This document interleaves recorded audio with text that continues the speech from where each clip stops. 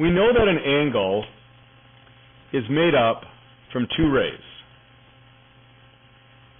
Come here. So I'm going to go ahead and draw an angle out here. And I can just do it a lot more accurately sitting here at the computer rather than just standing at the smartboard. So that's why I'm doing this. We'll call it angle ABC. All right. Normal old angle. Now, one of the things I'm going to want to do is I'm going to want to be able to measure the distance from a point to a ray. The question is, this point out here, which we'll call D, how do I measure the distance from D to ray BA? I mean, I can do it. Obviously, I can measure it, and I can see how it changes. But what am I measuring, actually? Am I measuring the distance between point D and point A? Well, let's see.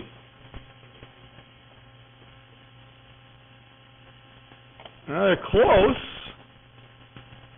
but you'll notice that they can also be very, very different.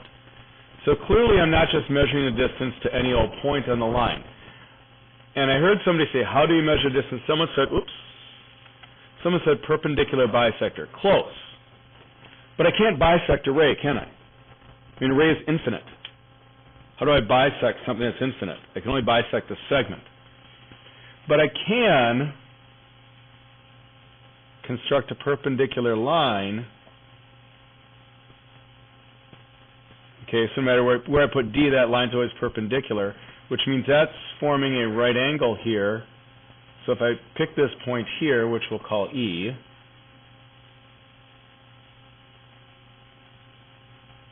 and I can actually, I'm going to hide the line, which is kind of a nice little trick we can do. It's still there, but we're just not seeing it. So E moves with D. It's always forming a right angle.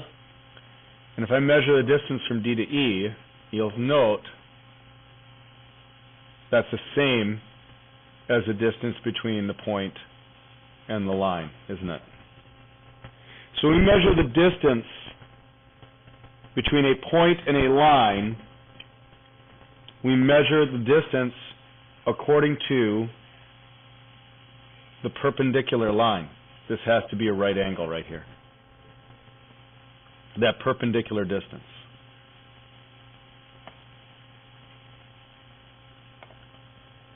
Now, I want to know when this point is going to be equidistant from both sides of the angle. Notice I'm not equidistant from points A and C or anything like that. It's equidistant from the sides of the angle. So let's measure the distance from D to this side. Not equidistant. Let's see if I can get it equidistant. 5.98. Oh, getting closer. Ooh, very close.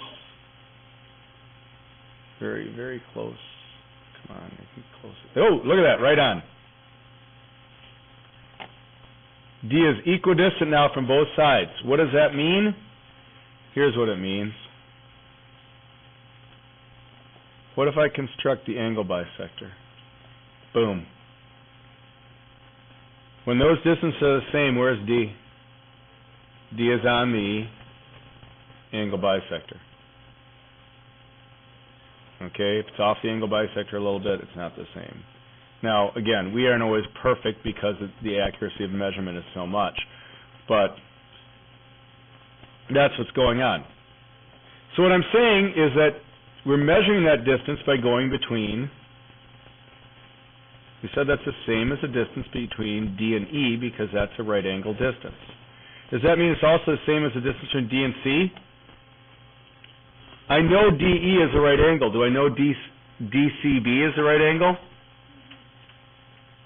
No, I don't. I know this is a right angle up here.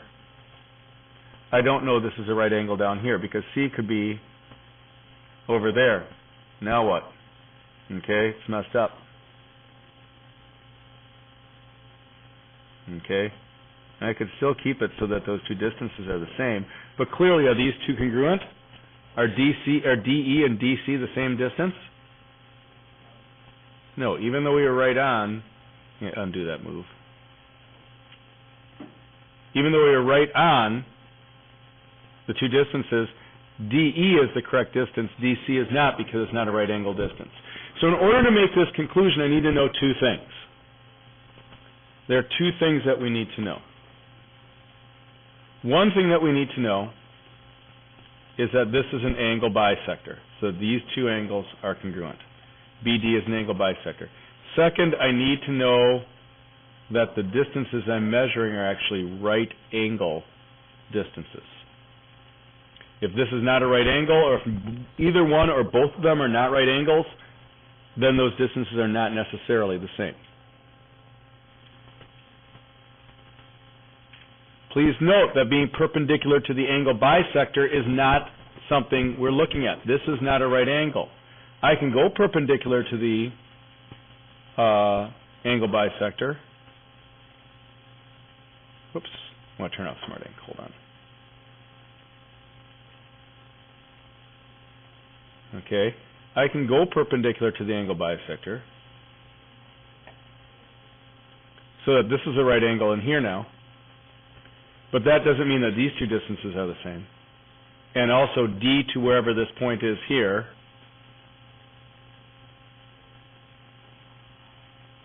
what are we going to call that point? G? F. DF is not the same thing as DE. DE is the distance, not DF.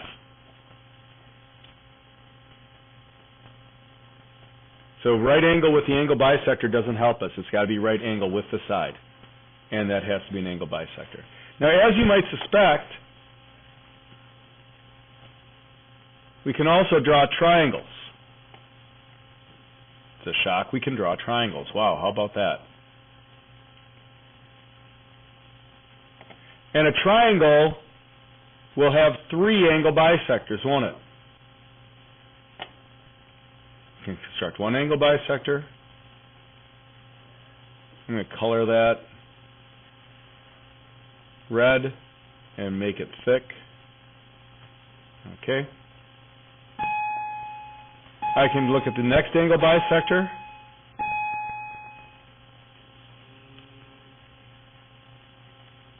And I can construct the third angle bisector. And just like the perpendicular bisectors, which were bisecting segments, not angles, all three come together at a common point. We call that point the incenter. Now, why is it called the incenter? Well, actually, it's kind of interesting because we know the angle bisector, any point on the angle bisector is equidistant from the sides of the angle. So this point is equidistant from the sides of the triangle.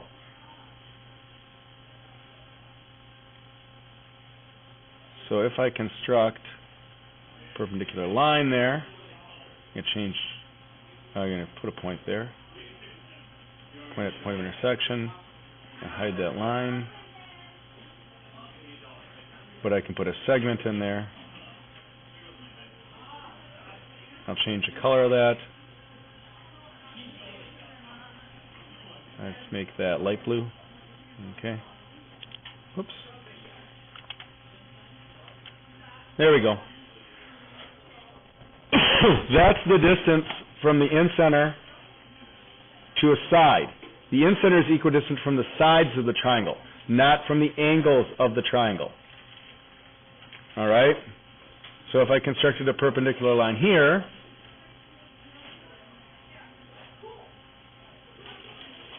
okay, I can hide that line.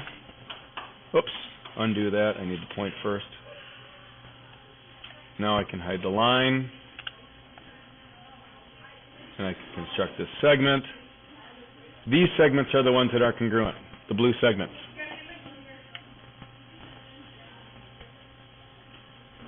And I'd have to do that with the third side too if I want to actually get it. Construct perpendicular line. Notice that it's not intersecting at the same point as the angle bisector.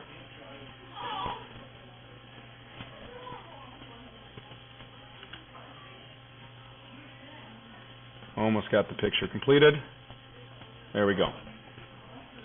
So those three light blue segments there are congruent. And notice those points do not coincide with the angle bisectors, but they all form right angles with the sides, which means I could construct a circle with center there and radius there that fits perfectly inside the triangle. The circle is inside now instead of outside. That's the difference between the incenter and the circumcenter. The incenter creates an inside circle. The circumcenter creates an outside circle. Because the points on the angle bisector are equidistant from the sides of the angle or the triangle, not equidistant from the vertices like it was before. It's the blue segments that we're concerned about now. Also note that these right angle points here, okay, these right angle points right here, these points are not midpoints of sides, are they? Clearly, this is not a midpoint right here. Okay? These two segments are very different lengths. Clearly not a midpoint. So, looking at this and understanding what's going on is important. In fact, we can kind of summarize what we've done, and then we'll take a look at how we use this. Because I've got neat drawings for you and stuff like that, and we'll look at some of the example problems. But let's kind of summarize what we've done so far. We've done mid-segments and perpendicular bisectors. Now we're adding in angle bisectors. This is what's new today. And again, each of them by themselves is not that hard.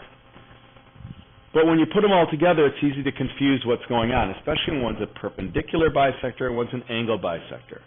It's very important to keep track of the fact that the perpendicular bisector is perpendicular to a side. You can't be perpendicular to an angle.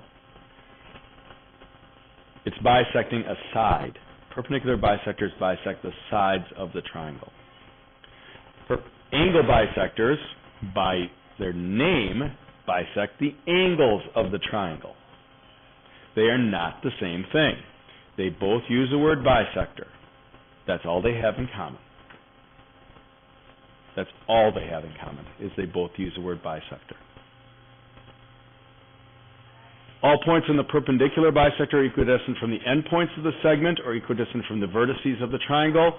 All points in the angle bisector are equidistant from the sides of the angle or the sides of the triangle.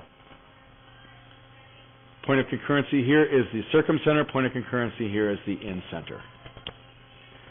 You say, holy smokes, that's a lot to remember. Yeah, but we aren't done yet. We're going to get more next week. We're going to get medians and their point of concurrency. And medians are different from angle bisectors and perpendicular bisectors. And we'll get altitudes. So we aren't done yet. There's a lot to remember here and a lot to keep straight, which is where your vocab cards are going to come in really huge for you if you use them properly. If you make them up and you're using them, looking at these different pictures, looking at the definitions, looking at and saying what they are, understanding their properties, that's the key task in this chapter. Let's look at how we're going to use this. A lot of the problems today, actually I'll just put a new page here, are going to give you a picture.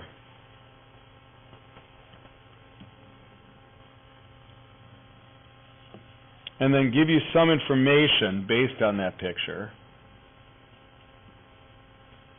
Okay, drawing a little rough here, but we're getting the idea. Here, let's get all the points together. There we go. Come on. You can do better than that, can't you? There. Okay. That's pretty close. And what we're going to say is, can you conclude that AB is congruent to AC? So I've got A here, B here, and C here. Can I conclude based on what I see here that AB is congruent to AC? No. I mean, there's almost no information there, is there? What if I just draw in the fact that that's an angle bisector? Now do we know that AB is congruent to AC? No, I don't. I don't know if those are right angles or not. I need to know both that this is an angle bisector and that these segments are intersecting at right angles. Then, at that point, I can conclude that AB is congruent to AC. If I am missing anything, if I am missing this, if I don't know that those are angle bisectors, or that's an angle bisector there, I do not know that AB is congruent to AC. I need both pieces of information. And a lot of the problems you're going to be looking at in the homework tonight are going to be, no, I can't conclude because I don't know it's a right angle. No, I can't conclude because I don't know that's an angle bisector. Or they'll give you problems like this. You love this one. Whoops. No, that's not going to work. Try again.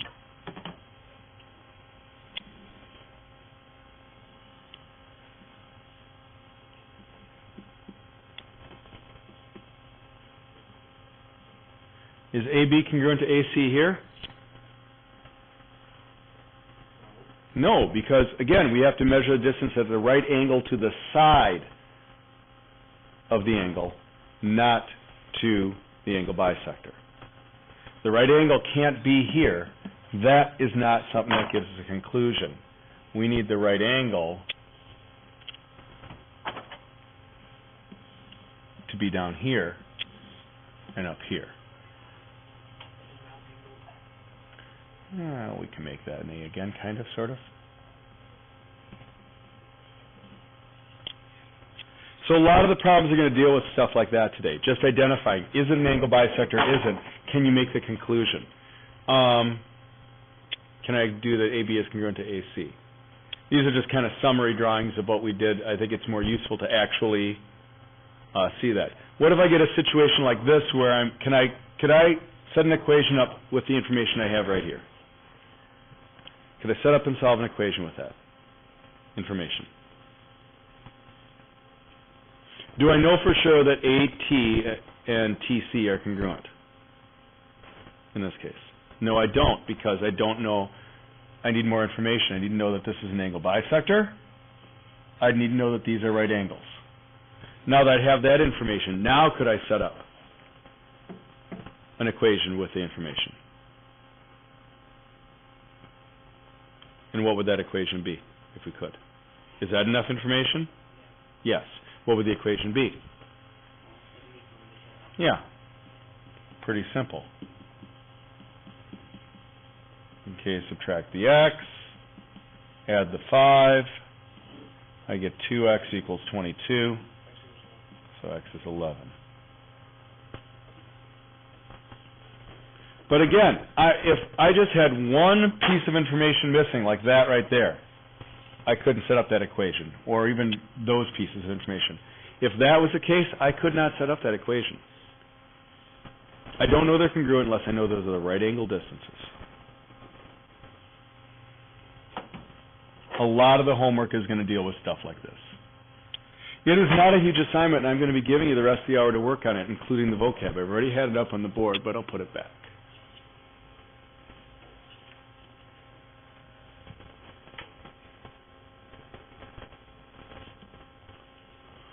And I'm actually cutting it down a little bit, because it did say up to 25 to start with. I'm only taking it to 23.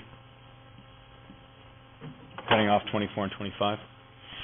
But we also have a little bit of vocab, 3 vocab words, and you've got plenty of time to get started on this. Now, I'm going to make myself very clear here. I'm going to expect you to use this next 10, 15 minutes to actually be working on this. Not to be goofing around, not to be working on something else, not to be just staring at your desk. Break hasn't started yet. You can get a lot of this done right now so that you don't have to worry about it during the break. But I'm expecting people to be working on it for the rest of the class period. Page 313, 3 through 23, and those are a couple vocabs.